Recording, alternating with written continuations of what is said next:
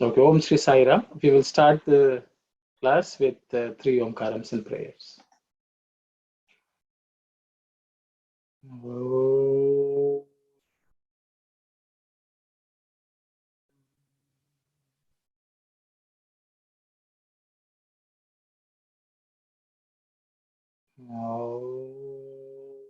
Om.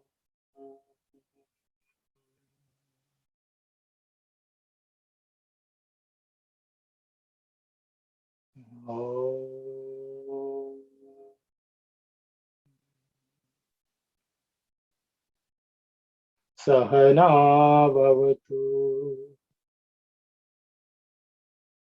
Sahanau bhunaktu, Sahaviryam karavavahai, Tejasvinavadhitamastu, Ma vidvishavahai. Om Shanti Shanti Shanti. Sairam, everyone.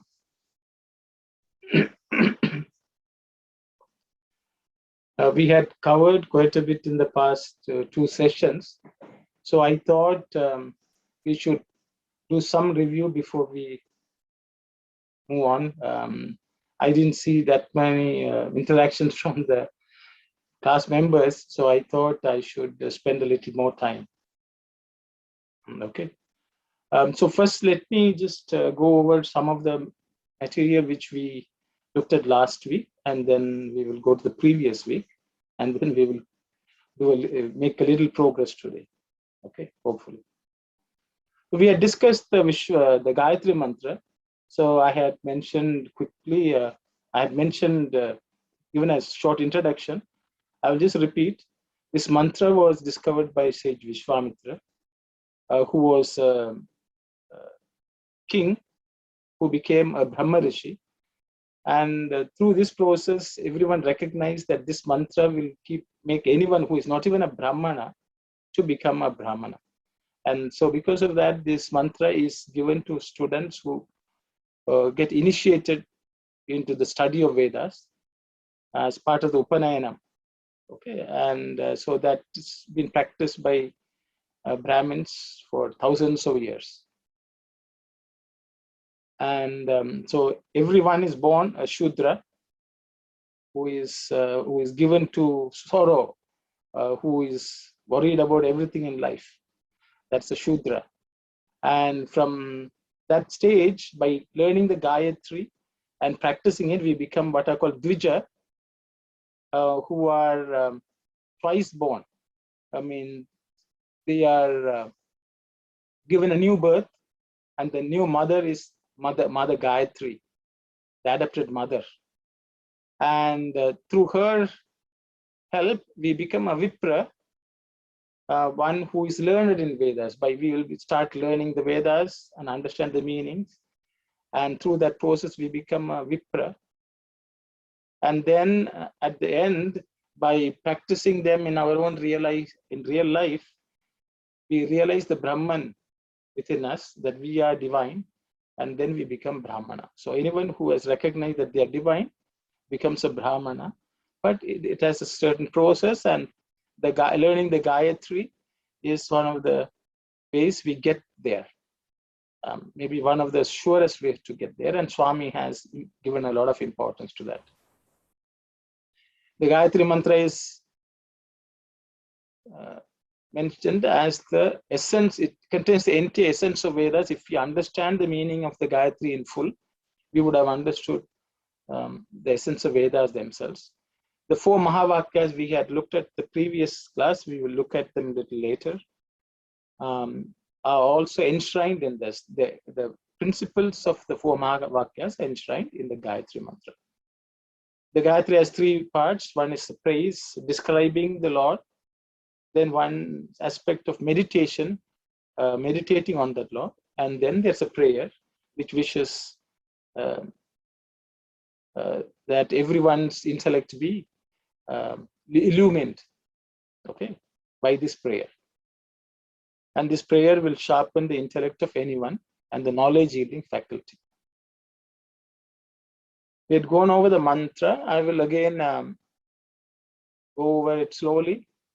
I have given the transliteration on the side, and I try to number wherever there is aspirated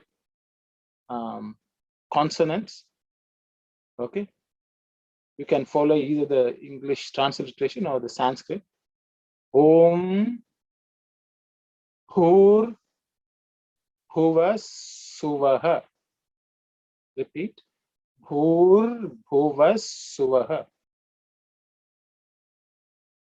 Tat, Savitur, Varenyam.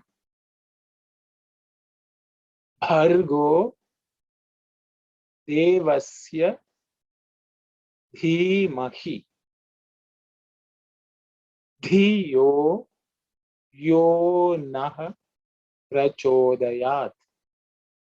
I will just go over the sounds again because sometimes we ignore and we may not chant them properly. The first letter and the second letter here are aspirated. So it should be Bhu, Bhuva. Okay. Then these two letters are Su. Bur, Bhuvas, Suvaha. It's the dental Sa, Suvaha. Then the next line is Tat. Sometimes people pronounce it as Dat. It's Tat. Tat means that. Okay, I think Brother Vimalesan is asking, should it be before? Yes, in the Pa Varga, it's four, brother. Because I put the B, I have put the second B. I guess, yeah, in the Pa Varga, it's 4. Okay. So I hope that clarifies. I put the word 2 because just to show that it's an aspirated one.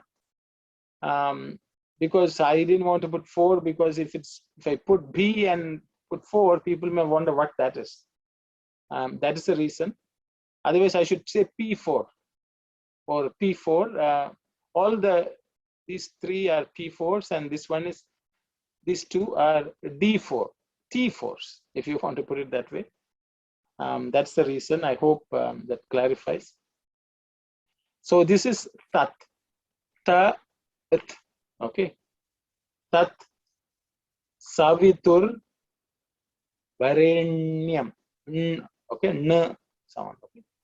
This should be Ta and this should be Na, which is cerebral Na with your tongue pointed upwards. That's for the Na.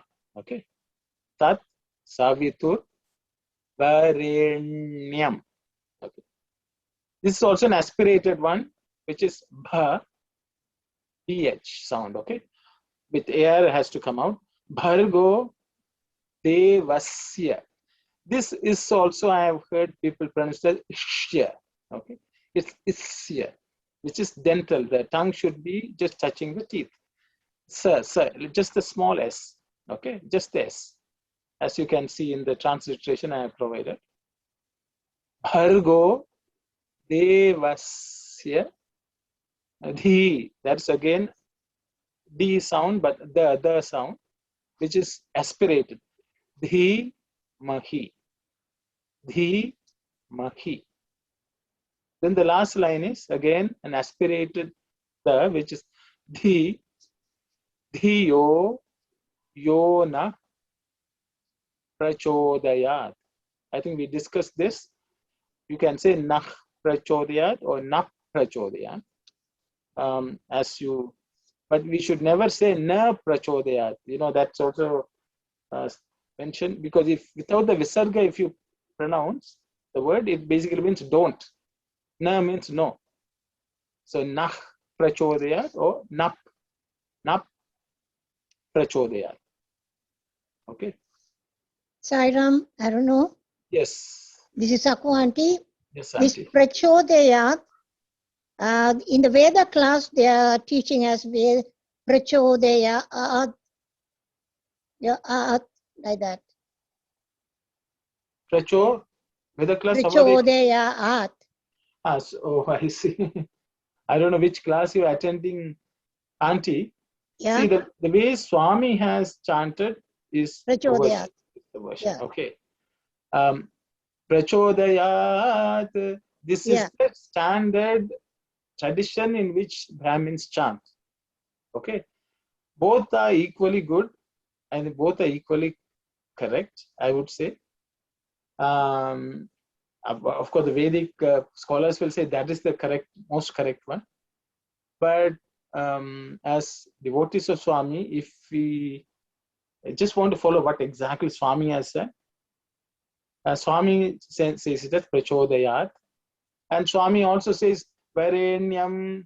Here also he does that. Okay, Tat Savitur Varenyam. Okay, which is not normally done. There are differences between what the Vedic scholars do and this. It's up to you. I'm not going to, because if you look at the Vedic scholars, they will say Tat Savitur Varenyam. Okay, but the way Swami has said Tat Savitur Varenyam, like that Swami has chanted. So I will leave it to your discretion. You all can choose how you want to chant it. So I will leave it at that. Because what happens, what happens is, of course, you have learned from the ancient rishis who have taught, and it has come through the lineage, and it's equally valid. But there are some certain things Swami has done, and one who has total devotion in Swami, and then if you do that, my belief is that has its own potency. So that's all I will say. Thank you very much. Okay. Because I think, one of the things which we all have a tendency is, for example, if Swami says something, we all will sometimes tend to refer. For example, Swami says the distance between sun and the earth is this. Okay. So everyone would look up encyclopedia or Google and find some reference. So some scientists would have said, no, this is the distance based on mathematical research and science and so on. And then we get some confusion. Is what Swami said right, or is this is the scientific measurement? Maybe this is right, and maybe Swami got it wrong. This is a common practice among followers of anyone, and others also may say, Sai Baba didn't know. Okay, this is a problem which we all face. But the reality is, even the scientists are used. No one has really measured the distance between Earth and Sun with a measuring tape. They have mathematical processes, models through which they have measured. But science itself has been evolving, and no one has found all that they want to know in this world. So the science also keeps on changing. But I would go with the view of Arjuna, who told Krishna, if you say this is crow, I will say it's crow. If you say it's peacock, I will accept it as peacock. So in the path of devotion, faith in what the Guru says as the ultimate helps. So that's my view. So I'm not going to debate whether this is right or that's right. I think anyone can follow whichever they feel as meaningful to them. Okay, thank you very much, Andy. I'm sorry, it's a bit of a digression, but I thought it's needed. Okay, thank you very much. Thank you.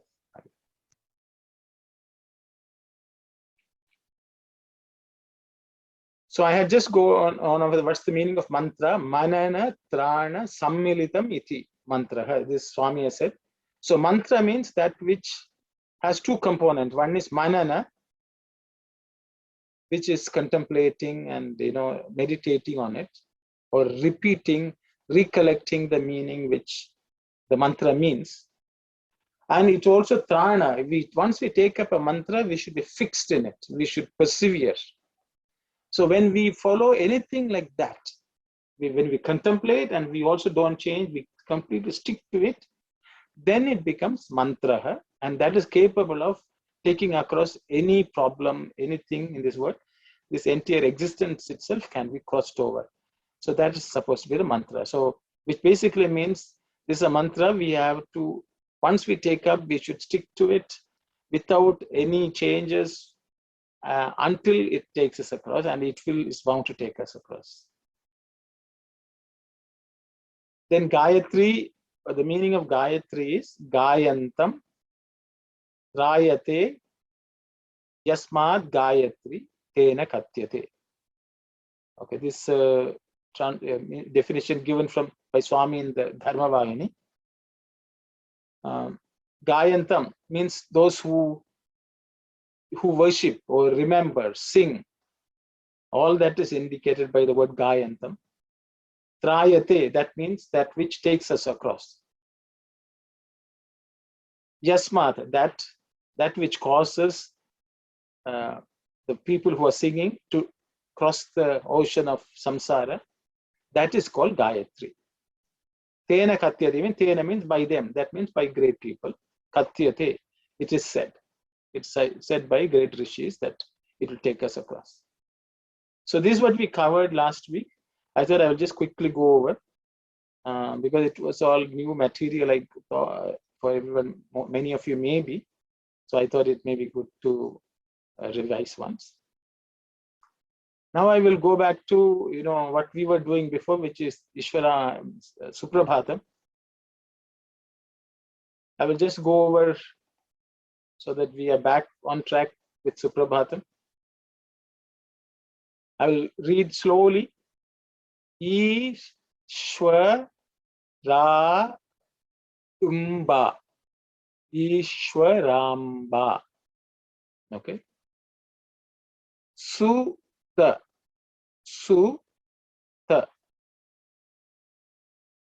Shriman. Purva. Sa Indhya. Sandhya.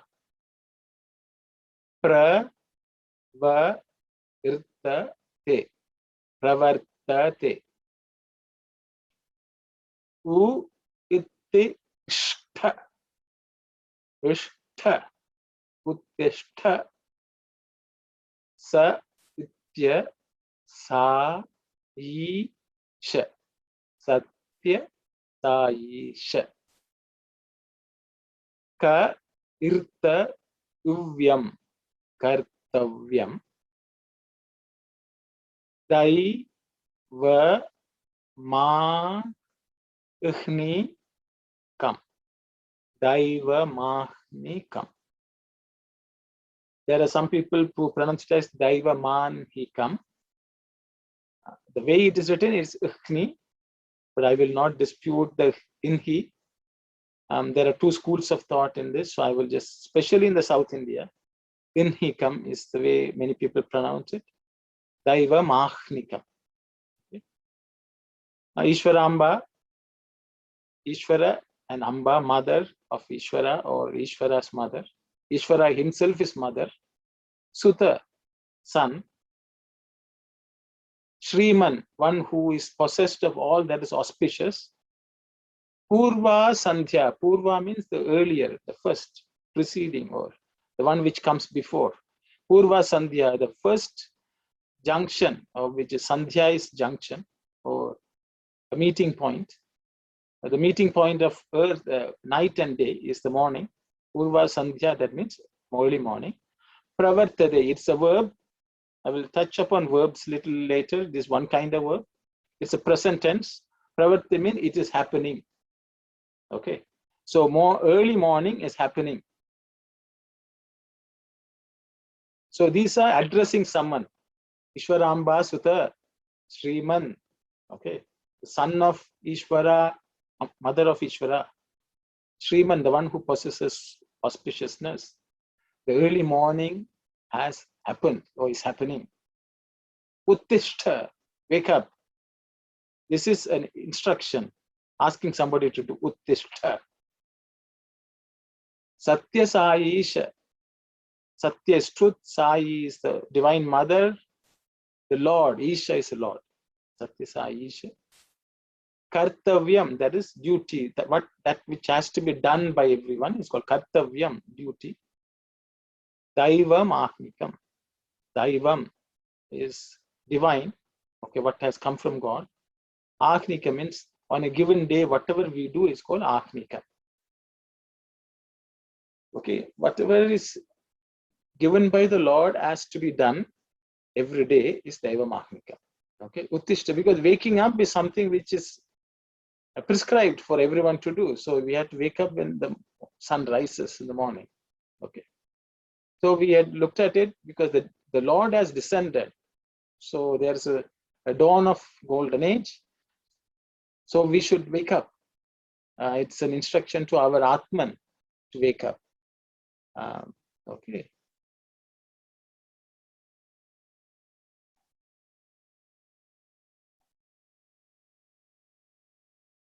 We'll go to the next second verse, two lines of the second verse. Uttishthotishta. This is actually two Uttishta words. Uttishta, Uttishta. So when they join together, there's a sandhi which happens, which is the Uttishthotishta happens. Okay. And U becomes O. So Uttishthotishta. So we are calling it twice. Partisha, the Lord of Parthi. Uttishta. Jagati Pate. Jagati Pate.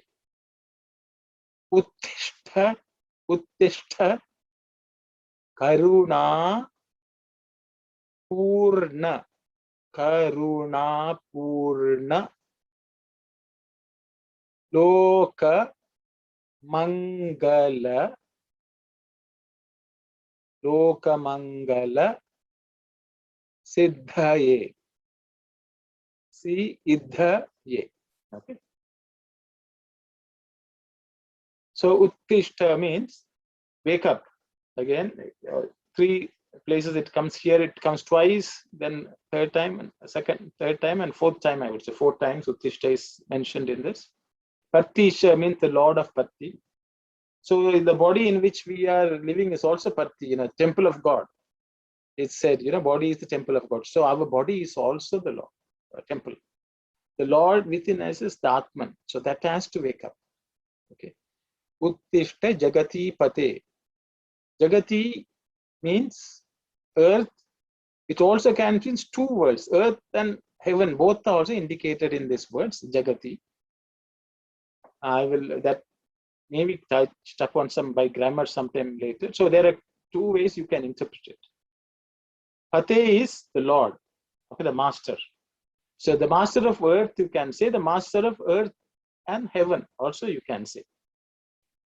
It also means in our body, the Atman is the Lord of the subtle body and the gross body. The gross body is the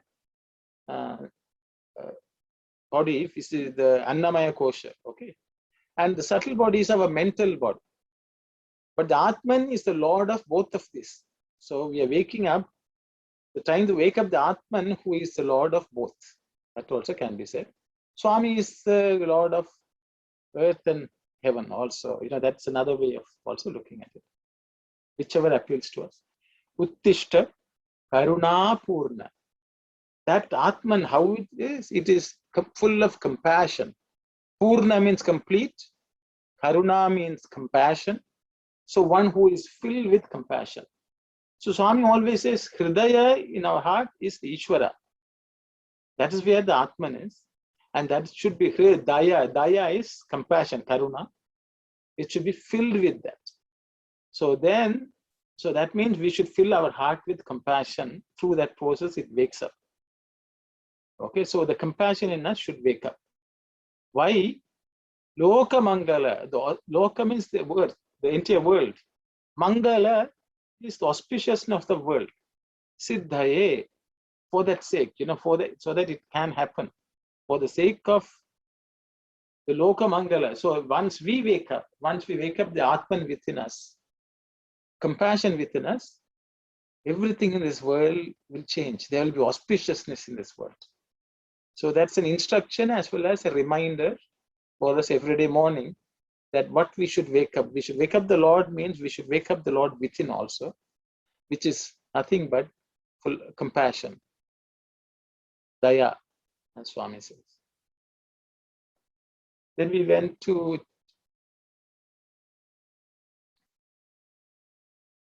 I will again read Chitravati. Chitravati. Chitravati. Tata.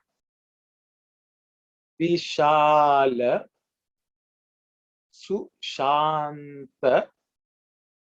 Saudhe. Tishtanti. Tishtanti.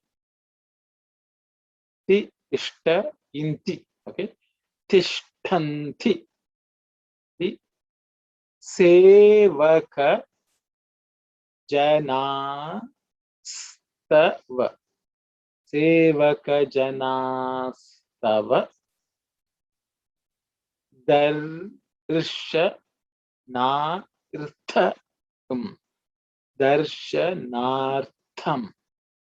Okay, this is aspirated tha. Okay, just make a note of that. Tishtanti, tishtanti. This is also an aspirated tha.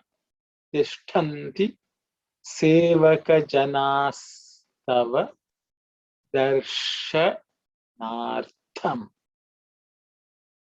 Aditya, aditya, ka inti ranu bha, again aspirated bha ti, kanti ranu bhati, samasta lokan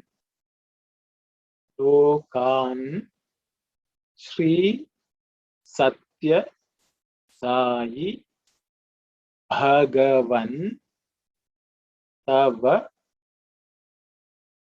Supra Bha, again aspirated Bha Tam, Suprabhatam.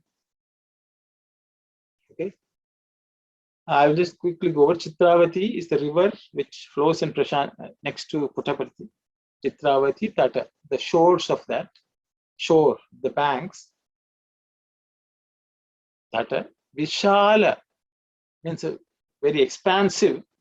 Sushanta, filled with Shantam is peace. Su means divine, auspicious peace. Okay. Saudhe. Saudha means it's a place, a palace. Saudhe means in that palace. Okay. So there is a very expansive place of peace, a mansion, a palace, which exists next to the Chitravati banks. Okay. In that mansion, standing, tishtanti, standing or waiting. Who is waiting? Sevaka janah. Here there's a visarga, I said. This is actually is, but when you bring it together, it becomes okay. Sevaka janah. So there are sevaka means servants, people who serve, and jana. So people who are doing service, okay, are waiting. Tava darshana. Tava is actually your. We will touch some grammar a little later. That's why I wanted to introduce some grammar, because one thing is to know the meaning and go on, but one thing is to learn the language also. Tava means your. Okay. Tvam means you. Tava means your. Darshana means having your vision. Okay. Having a sight of you. Artham, for that sake. Or having that as the goal. Okay. Darshanartham. It also, artham also can be in wealth. For the sake of the wealth of your darshan, the sevaka janas, the servant devotees are waiting. Okay. Where they are waiting? In the mansion next to Chitravati. Aditya, Kanti, Kantihi and Anubhati. Okay, Kantihi is effulgence. Kantihi. This Visarga has become Ra, Ir, and Anubhati means that which spreads. Okay, the effulgence is spreading, making everything bright. Anubhati. Aditya is sun. The sun which reflects in everyone is called Aditya. Samasta Lokan, in this entire universe. Samasta. Samasta is entire. It also can mean, some means auspiciousness. Asta means everything where divinity pervades. Samasta Lokan, the entire universe or universe or world. Chitravati is the river which flows. We had looked at an inner meaning of that also. Chitra means what all our thoughts. Okay, Chitra also means beautiful, that which is attractive. So you can say the river is beautiful. Chitra also means all our thought flow. Okay, Tata. That's the river. By the side of that river resides something which is very peaceful, a mansion, which is Hridaya, heart. Okay, if we go out of the flow of thoughts, there are Sevakajana waiting. So that means in that heart, without any thoughts, we should wait for the vision of the Lord, Darshanartham. Then Aditya, then there will be effulgence spreading everywhere from us to the world also. Okay. Then what are these thoughts flow means? They should be beautiful thoughts flowing. The thing is, the Prashanti Nilayam is not next to any river. It's only next to Chitravati. So that means that's the river in which the Lord played. Okay, not in every river Swami played. The Chitravati river Swami waded and played. So that means our thoughts should all be such that the Lord will play in that. The thoughts of Lord should play in that waters. And when such thoughts are flowing, then our heart will be peaceful. And then we can wait for the darshan of the Lord, and the Lord will manifest. Why that happens? When that happens, there will be spreading of light everywhere. Samasta Lokan. So wherever we go, that will happen. That is the real awakening of the Lord. Sri Sathya Sai Bhagavan Tava Suprabhavan. That will become the real waking up of the Lord. So that's the meaning of Chitta. This all we had covered so far. I thought, a few days had passed, a few weeks have passed, so I thought I will just go over them. Then I also introduced the 4 Mahavakyas, I think one of the classes 2 weeks ago, where I had touched upon the Mahavakyas. You remember we mentioned that these Mahavakyas are embedded in the Gayatri also. So why we have to know these Vakyas is when we are chanting the Gayatri, we should be able to contemplate on these Vakyas also in that. Okay, so I will just go over them. Aham, aham, bra, ihma, ismi. Okay, bra, ihma, and ma. Okay, it's a compound consonant with a long a. Bra, bra, ihma, ismi. Okay, brahmasmi. Aham means I. Brahma asmi means Brahman means the Lord. Brahman. Asmi, I am that. Okay. I Brahman am. That's the way I put it in the same order, so that you understand. I am Brahman. Okay. Aham Brahmasmi. So when we chant the Veda, we should. When the Gayatri basically says we are the divinity, and that's the only way the divinity is going to blossom. As you can see in Suprabhatam also, it's waking up. Okay. Aditya Kanti, the light of the sun is spreading. So the same way in the Gayatri also, the yo yona prachodya, means our intellect is illumined. So you can imagine, Suprabhatam is nothing but the meaning of the Gayatri itself. And this Vakyam also says, realize that you are divine. So all of them are saying more or less the same thing. So realizing the divinity means not thinking, oh, I am divine. It is manifesting that divinity, which is compassion within us. And that's what is ingrained in the Gayatri. The next one is Ta Itva Masi. Ta It. There are two T's and V, okay? Itva. Tatva Masi. So it's Tat Tvam Asi. This is the split, it's an expanded version is this. Here also I have given you. So Tat means that, Tvam means you, Asi, you are that. Okay. That means when you sing that Gayatri, God, when you define God, that you should understand that's a description of the small self also. Same thing we are doing in the Suprabhatam also, One is to wake up the Lord, who are in Prashanta Nilayam, you are next to Chitravati. We are waking you up, and we should wake up the divinity within us also. Okay. Tat Tva Masi. Tat Tvam Asi. So as you can see in every prayer, actually we are only repeating that same principles. Okay. The next one is Prajnanam Prajnanam Brahma. Okay. Prajnana means this awareness. Swami says constant integrated awareness, that is Prajnanam. That's called Chit. Sat Chit. That is also awareness. That is God. When we cultivate that awareness, that itself is God, is what this says. Okay.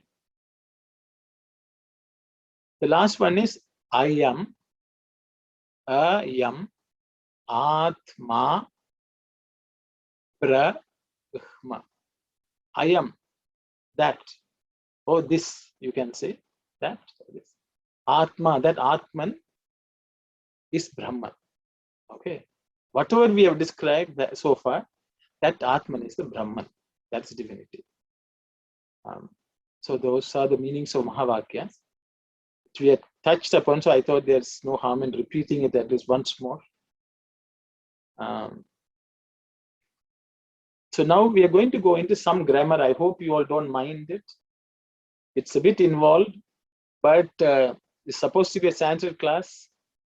So I try to mix it up with some interesting philosophy, thoughts, meanings. But at the same time, we should not lose sight of the fact that we have gathered here to study the language, and there may be some who are. I see.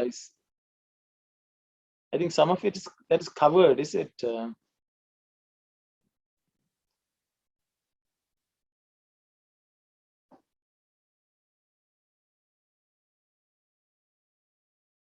second. I just realized that.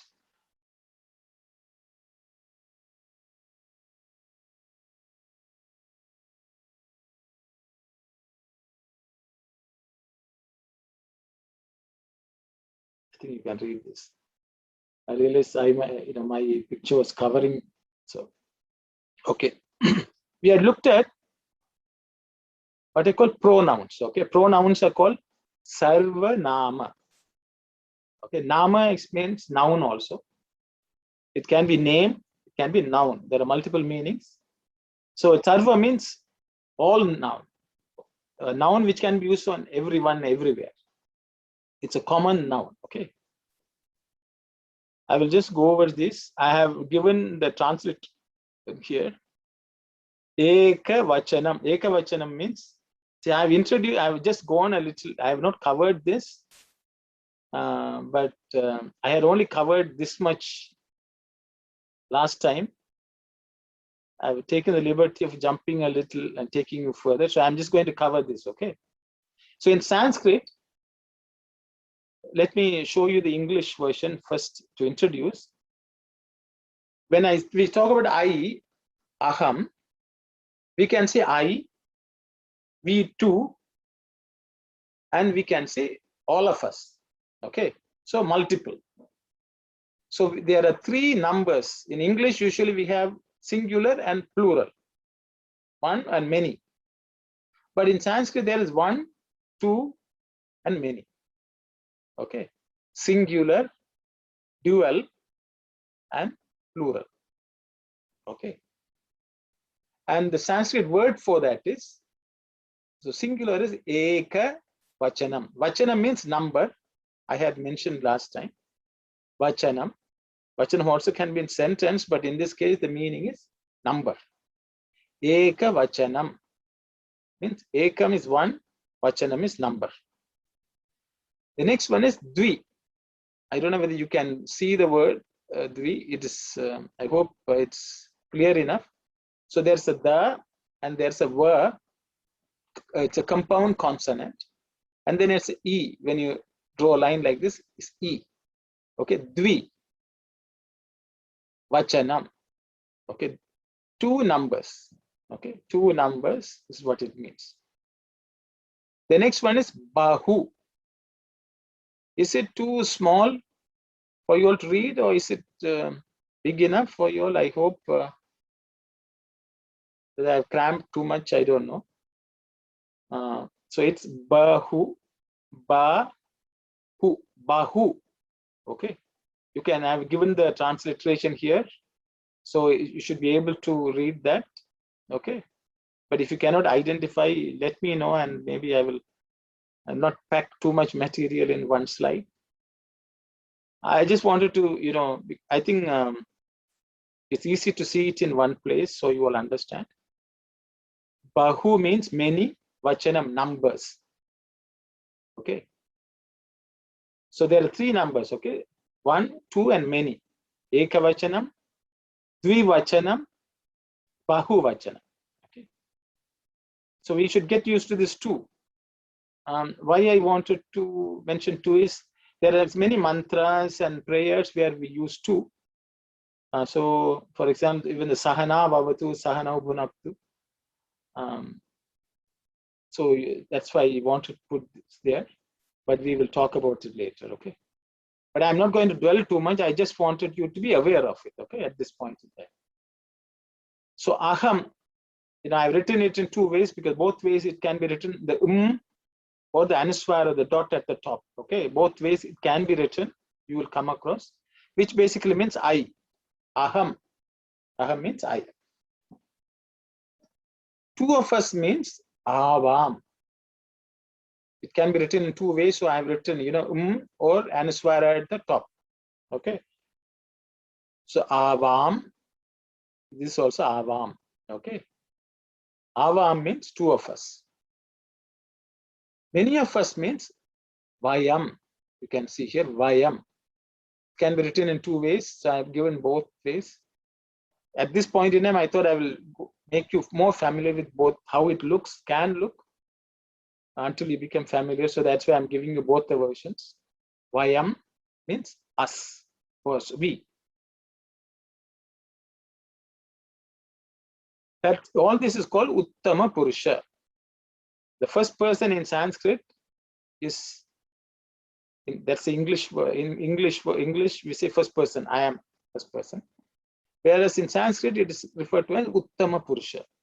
Uttama Purusha. Uttama means who is supreme. Okay, the best person or good person, you can say. Maybe it's a reminder that we should be good. We should be good people. Okay. The second one is called Madhyama. Madhyama means middle. Purusha means person. Madhyama means middle person. Okay. In English, it's called second person. You. Okay. The word in Sanskrit for you is tvam. It can be written in two ways. Twa, twa, and anuswara. Okay. Dot at the top. Tvam. Two of you means you say yuvam. Yuvam. I've written it in two ways. Yuvam. You can see it here. Two of you. The next one is yum. That is many of you. Okay. In English, we only use you, as you can see here. One, two, many, all of them is you. But I've just put two, you two. You many. Okay, in this case, I guess. Yum. You, ya, You yum. Okay. Just for information, you don't have to memorize. I just wanted to know the structure, how it is present. We will, when we look at the meanings, you will understand, but this can be a chart which can be referred to if necessary. Okay. So now we are going to go to what's called the third person. Okay. Third person. You can say third person. The third person in Sanskrit is called Prathama Purusha. Prathama. Prathama Purusha. Okay.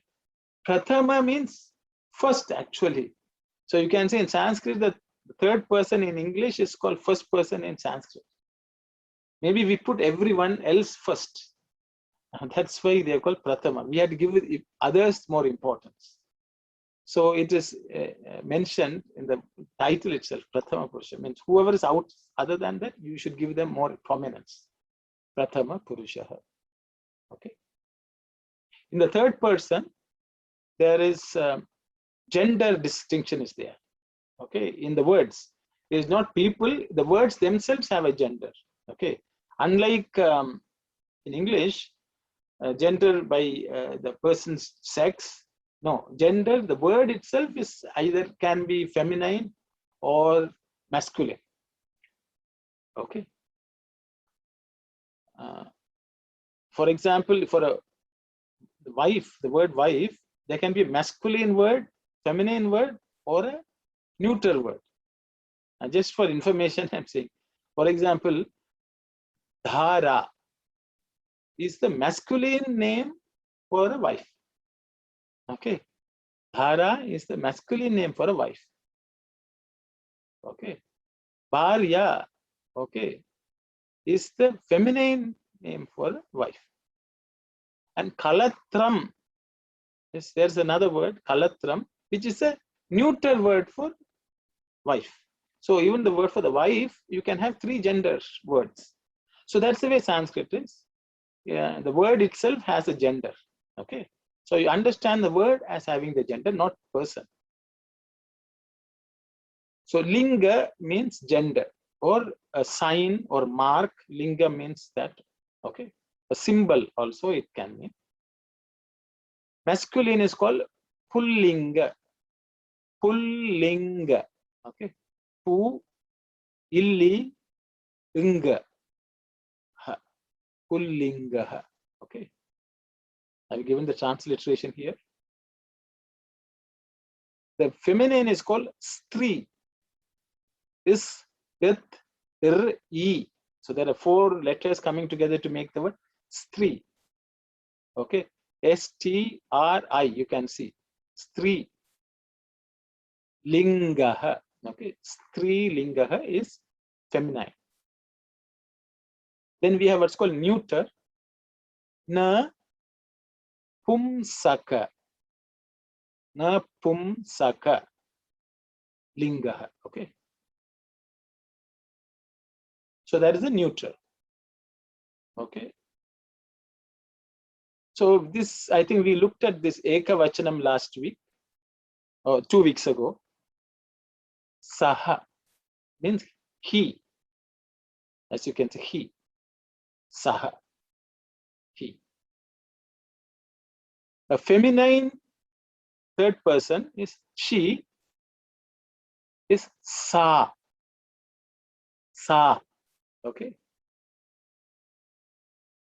And a neuter third person is it or that. I think that may be better. Tat. Okay.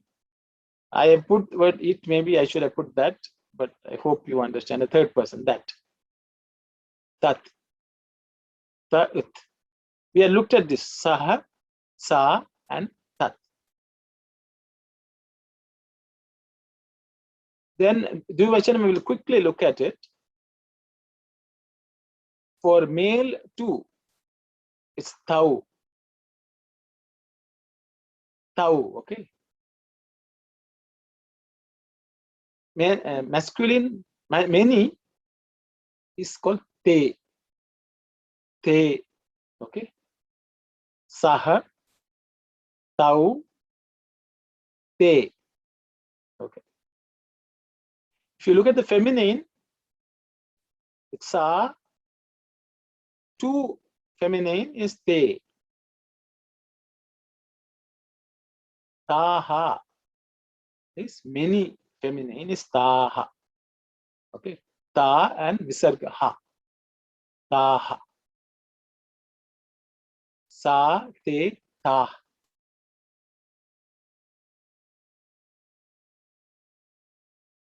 As you can see, this te is the same here. So there can be some confusion. When you say te and say something, then you'll wonder whether it's many masculine or two feminine. Because this te, in the case of feminine, is only two. Okay. Taha is many, many feminine. Tat te is two things which are neuter, also called te. Tani, many things. So those things, if they are referring to a thing. Okay. But you should understand, see, because there is sometimes many things get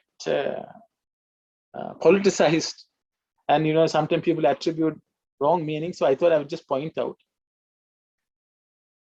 Te is here also it is used. You can see for feminine also it is used. It is used for other things also. Then generally today people will say, oh, women are treated as a thing. That's in Sanskrit language. It has female have been treated as objects. They are not even having life. That's the way many of the translators and people who find fault with Indian traditions say. Okay, but we should understand that even divine is called te by us. Okay, tat means that's a tattva means that tat is God. Brahman is also called tat. Okay, so we should understand that there's much more, and we should not politicize and say, women are treated as this or things like that. This kind of narration can be found. So I thought I would just talk about it. The way we approach is energy of the sound. Okay, you can say divinity te means feminine is also divine. Then you also can say two women are equal to many men. Okay. So there are many ways of interpreting, okay, but I will just leave it at that. Tat te tani, because sometimes these type of issues you may come across when people have translated and commenting on it. I thought I would just touch upon it. It's not really relevant, much relevant for us what we are learning, but I thought the thought came, so I thought I would just share it. Okay. So saha, tau, te, sa, te, taha, tat, te, tani. Okay, you can memorize saha, tau, te, sa, te, taha, tat, te, tani. So as Sanskrit students, we are made to repeat these and memorize. Saha, tau, te, sa, te, taha, tat, te, tani. And initially we have to practice a little, so after that it becomes second nature for us. Okay. So I've introduced you pronouns. Okay. Now I thought I will just introduce some verbs, because we have already come across some verbs in the Suprabhadam verses. So I thought we will touch on some grammar as well along the way, so that you understand the grammar as well as the verses. Okay. So I've used taken one of the verbs which you came across. Okay. Which is Tishtanti Sevaka Jana. You came across this word, Tishtanti. Okay. Chitravati Tata Vishala Sushanta Saude. Tishtanti. Standing or waiting. Okay. Tishtanti can be multiple meanings. Waiting is also meaning. Standing is also meaning. I've just given one meaning here, just for our practice. But this is a word you came across. So I've taken that, and in that, using that as the context, I'm introducing you to present tense verbs of one kind. Okay, there are multiple kinds. I don't want to bore you with all the details of grammar, but let's start with something, okay? So if I am standing or I am waiting means aham tishtami. Aham tishtami means I am standing or I am waiting. Okay, you are waiting for something and somebody is making you wait. You say, aham tishtami, I am waiting. Okay, you can say that. Aham tishtami. In Sanskrit, this present tense, there's nothing called present continuous. There's one present only. It's present, present continuous, however you want to use it. Okay, so I've given both the meanings. Okay, because in Sanskrit they say present is only one. How can there be many presents? Okay, you may be continuing to do something, but it's one. Okay, so there's only one present verb in Sanskrit, and it is tishtami. You can say I stand, I wait, or you can say I am standing, I am waiting. Okay, both are possible depending on the context. Okay, aham tishtami. So when it's plural, I have not removed the number two element here to keep things simple. So we are waiting or we are standing means we should say vayam tishtamaha. Tishtamaha. Or we stand or we are standing. Okay, whichever way you want to interpret it. Okay. Then I'll just go on to this third person. Okay, because we came across this, I thought I don't want to introduce too many verb forms at this point in time. So one person is standing means saha tishtati. Okay, this saha can be for sa as well as tat. All of them you can use the same verb. The verb does not change depending on the gender. Okay, so saha tishtati means he or she or it. Saha, sa or tat, tishtati stands or is standing. Okay, or waits or waiting. Saha tishtati. Okay, he stands, he's standing. They, as you can see, I have given you the plural of saha. Saha tau te. Te is many. Are tishtanti. So instead of te, you can put taha for many feminine, or tani, many non-neuter things. You can replace this te with that. Te or taha or tani. Tishtanti. Tishtanti. Are waiting or are standing or are they wait or they stand, whichever way you want to put it. Because we came across the verb tishtanti, so I thought I will use that opportunity to introduce this concept to you. That is the purpose of this exercise. I hope it's useful because I want you to learn also the Sanskrit language so you can use it in other places. Now that we have looked at these, I thought I will introduce you to some other words. Okay, I have used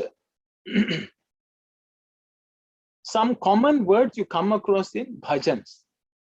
Okay, I have picked up aham. Okay, I just wanted to give you another thing, which is when somebody says tishtanti, the te is not even needed because this means many people are waiting. If you only want to know the gender, you need to know. Like tishtami means the aham is understood. The verb itself has built in, because of the ending, me, me, we know it is related to a person, myself. Tishtami. Okay. Tishtanti means many people are waiting. You don't need the pronoun te. Okay. For example, in English, if you say are standing means you don't know who is standing. But in Sanskrit, tishtamaha means we are standing. we are waiting. Tishtanti means they are waiting. Okay. So it is possible without the pronoun, the verb itself has everything. Okay. So let's look at this. Aham, I am, or I. Pranamami. Pranamami means I bow down. Okay. Pranamami. I bow down. Okay. Basically, bending down and touching the feet, it's called pranamami. There's bhajan. Pranamami Shri Durge. Okay. So that means pranamami means I am bowing down, O Durga. Okay. Pranamami. Aham pranamami. Aham namami. Okay. Namami is also another word which you come across in bhajans. Namami means I am. I put the word salute. It's also bowing down. In Sanskrit, there are multiple words. Namami means not me. It's all you. You know, the type of feeling is nama. Namaha, you know, you all in every ashtotram you come with namaha. That is a noun. This is the verb. Namami. I am saluting. I salute. I bow down. I pray to you. Okay. Aham namami. Aham smarami. Smarami. This also you come across.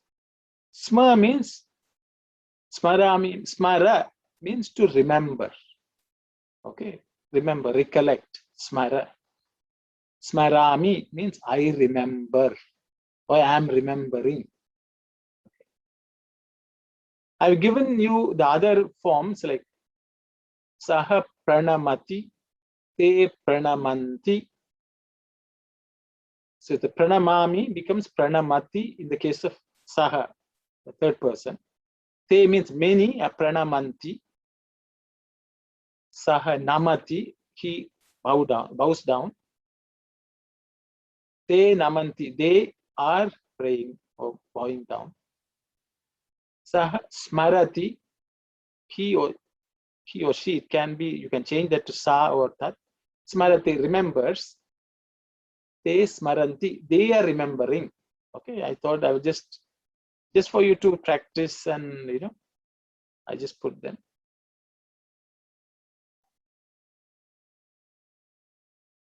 Because we just passed Ganesha Chaturthi, so I thought I will take a Ganesha Bhajan with these words. So we can go over. Namami Nityam, I think you must have heard the bhajan. Namami Nityam Gananatam Smarami Nityam Gajavadanam. Namami Nityam Gananatam Smarami Nityam Gajavadanam. Okay, I thought, so we'll just read it and then I will take you through some meaning. Na ma mi. Namami.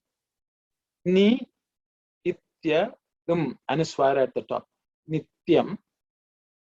Ga na na tha. Aspirated tha. Okay. Tha. Namami nityam gananatham. Okay. Then the next line is sma. Sma ra mi. Smarami nityam. Ni itya anuswara at the top. Nityam. Gaja vadanam. Gajavadanam. Okay. The same two lines repeat here also. So that is the bhajan. Just so that you'll look at the meaning. So I have given the meaning here. Namami is I bow down. So as you can see, I is missing. But Namami is good enough for us to understand I am bowing down. Okay. That's why I put the I within brackets. That means it's implied. Namami. Nityam means daily, regularly. Nityam, always. Nityam is daily, you can say. Gananatham. Gana means attendant, one who serves. Ganas are considered that which serve. The Lord Shiva Ganas are called. Okay, Bhuta Ganas. The Ganas are anyone who is serving is called Gana. A group of people. Okay, belong to a group of people who serve is called Gana. Gana. Swami says Ganas are also the Indriyas which serve us. All our senses are serving us. They are the Ganas which we have in us. Gana is attendant. Natha is Lord. Gananatham. This again grammar involved in the we will touch it later. To Lord of the Ganas. I bow down daily to Lord of the Ganas. Okay. Smarami. Again, the I is implied. Remember, I remember. Nityam, daily. Gaja Vadanam. Gaja means elephant. Vadana is face. So the elephant faced one is Gaja Vadanam. Smarami Nityam Gaja Vadanam. Okay. So that's the bhajan. So it is when we sing the bhajan, we are telling ourselves we should do it every day. And we also telling the Lord, we are thinking of you and I'm praying to you every day. And that's the bhajan. So I thought it may be good to take a Ganesha Bhajan today. Given the closeness of Ganesha Chaturthi, and I also thought it will introduce some grammar. So that's all I had for today, prepared. So I will stop here if there are questions. I don't know whether what I'm doing, the pace at which I'm going. I would like some feedback. I hope it's useful. Because I thought, something you may take next time when you sing a bhajan, you will understand the meaning. So I thought it may be good. Yes, Brother Dasan, go ahead. So, Sairam, brother, so don't think I'm asking too much. The Nitya, if you write, if you are going to go through that one after 2-3 days later, the compound letters sometimes you might find difficult. Okay. Sometimes we don't put some effort, some we are putting. But if you come out, these two letters, if you write it down, Nityam here is easy for us. Thank you. Oh, you want me to write and show the? The two letters compound, those type of things we find difficult, and we have to go back to that one. We have to find out. So Okay. here Nityam, you can write down beside daily Nityam here. Yes. Now, how do you say it in? How do you write? You asking, is it? No, how Nityam? So you can write it down in just in English. Oh, now, I how see. do you pronounce it? Yeah. Only those ones, not others is okay. Only this is the only one I found difficult. If I'm going through. So what you're saying is? Yeah, exactly. Okay, yeah. Nitya.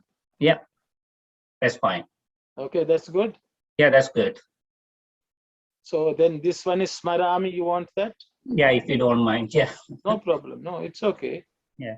See, ultimately, it has to benefit you in some way. Otherwise, there's no point. Thank you, brother Sairam. Okay, I put it this way. It's okay. Is that good? Yes, very good. Very good. Thank you. Okay. Sairam, Sister Usha. Is the pace too much? Or am I packing too much material? And I don't want people to get discouraged. At the same time, I don't want people to be bored by what I'm doing.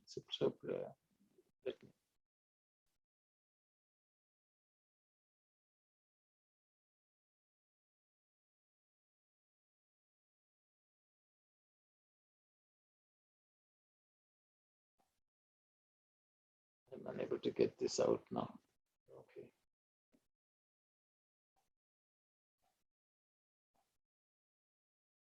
Anyway, no other questions? I guess everyone is either things are clear or things are too much. So I will. Anyone has any question on any of that material? So, brother, but here I have also not given, but I hope it's okay. Yeah, that's fine. Yeah, we have to put some work too. Yeah, I don't want to do Yeah, too much too much. smoothly, Yeah, exactly. because otherwise then you will rely on what I'm saying and not make the effort. Thank you. Okay. Ultimately, you have to learn to, read by yourself, hopefully.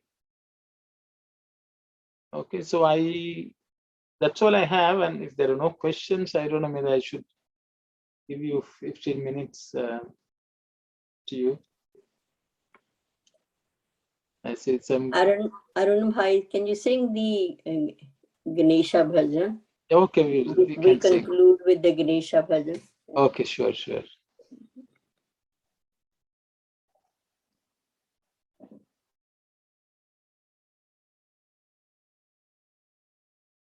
Okay, so if there are no other comments, then we will just sing the bhajan and close for today.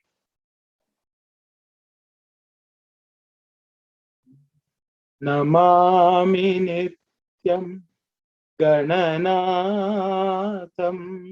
Namami nityam gananatam. Smarami nityam rajavadanam. Smarami nityam rajavadanam. Namami nityam gananatam. Namami nityam gananatam. Smarami nityam gajavadanam. Smarami nityam gajavadanam. Namami nityam gananatam. Namami nityam gananatam. Smarami nityam gajavadanam. Smarami nityam gajavadanam. Namami nityam gananatam. Namami nityam gananatam. Smarami nityam gajavadanam. Smarami nityam gajavadanam. Namami nityam gananatam. Smarami nityam gajavadanam. Sairam, everyone. If there's nothing else, I will close the session with Thank you. Thank you so much. Samasta Loka and Shanti. Okay.